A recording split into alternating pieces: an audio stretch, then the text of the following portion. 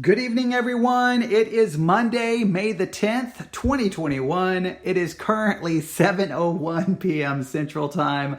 I'm laughing because if you listen to the last live broadcast that I did, I'm coming to you live this evening from my study. I'm not at the church.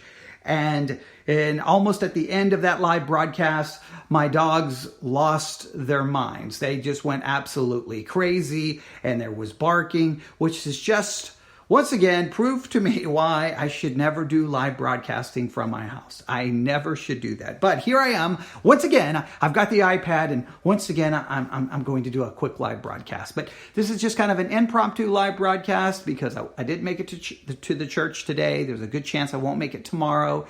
So I at least wanted to turn on, grab the iPad, hit go live, and offer you a few things to look at. In the last live broadcast, I gave you a scavenger hunt to participate in. So please participate in that scavenger hunt. In this one, well, I want to give you a little bit of church history and give you some things to look at and some things to listen to, all right? Now, for this church history, we need to go back to, let's see, what year would this be? We need to go back to 1909. 1909, someone discovered some fragments that were known as the Odes of Solomon. The Odes of Solomon, O-D-E-S, the Odes of Solomon. And as far as they can tell, they were written between 80 A.D. and 125 A.D. 80 A.D. and 125 A.D. That's early on. That's early church. So again, they're called the Odes of Solomon. They were discovered in 1909. There were fragments. They discovered these fragments. Again, they're known as the Odes of Solomon, written between 80 A.D. and 125 A.D. And these 42 odes, there are 42 of them, were penned really at the dawn of Christianity, and they kind of shed light on how the first Christians worshiped.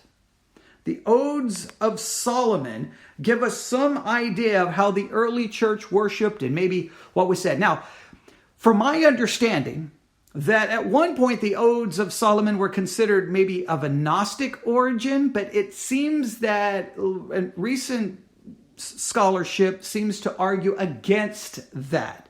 So what I'm going to do is first on the theologycentral.net pod page, theologycentral.net, if you go to the blog, theologycentral.net, if you go to the blog, you're going to find a blog post that's dated May the 10th, 2021. That is today. It is called Worshiping with the Early Church Part 1. There is an embedded audio file there that talks about the Odes of Solomon, all right? And you can even hear some of them set to music on this audio file. I think you'll find it interesting. I'm trying to get the page to open. Here we go. Yes, Worshiping with the Early Church, you're going to see an embedded audio file that comes to us from the Edify Christian Podcast app.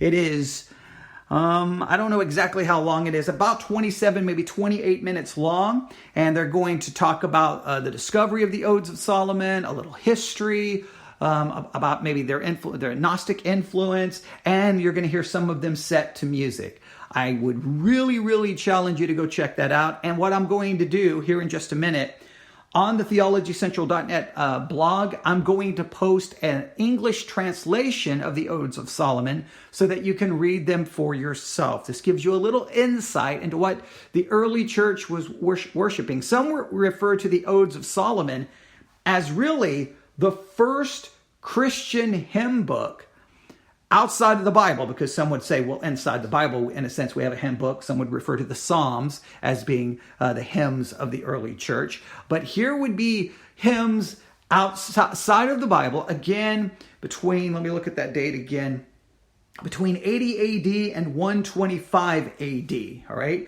Between 80 A.D. and 125 A.D., And, well, I'm not going to give you all the information because you can listen to it on the audio file. Again, there's 42 of them, and I have an English translation right here where you can read all 42. I will, and I guess some of them, there's 42 of them, and, well, I don't want to go through the whole history of them. I don't want to go through everything about them. Here's the thing. Go to theologycentral.net. find that blog post and listen to it. And there's going to be, I guess they're going to spend, that particular podcast is going to spend all week looking at the Odes of Solomon.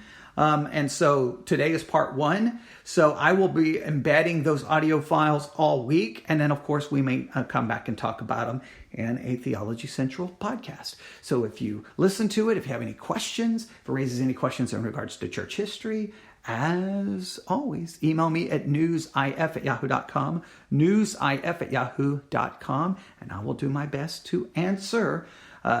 So tomorrow I'll be out again. I have a VA. I stated it in the last live broadcast. I have a VA appointment, a veterans appointment, which probably going to mess up my whole day, but I have to go. So I'm going to go take care of that. But if everything works, if I can, I'll get to the church in the afternoon.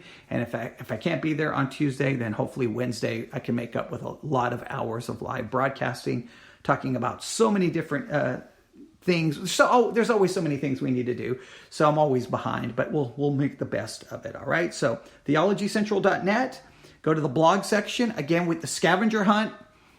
Listen to the last one. You need to go to theologycentral.net to the blog section to start the scavenger hunt. So you can work on that. And while you're there, you can listen to a little church history, worshiping with the early church. And they use these things called the Odes of Solomon. And you may want to make yourself familiar with them. And because sadly, most likely, if you attend church, you've never heard of the Odes of Solomon.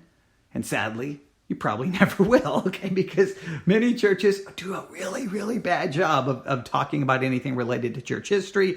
But maybe they're bad at that, and I can help make up for it. So if I can help make up for it, that will be wonderful. All right, if you have any questions, as always, email me at newsif@yahoo.com, newsif@yahoo.com. Everyone have a wonderful Monday evening. And if there's anything you want me to talk about, study, questions, you can always email me. All right, everyone have a great night. God bless.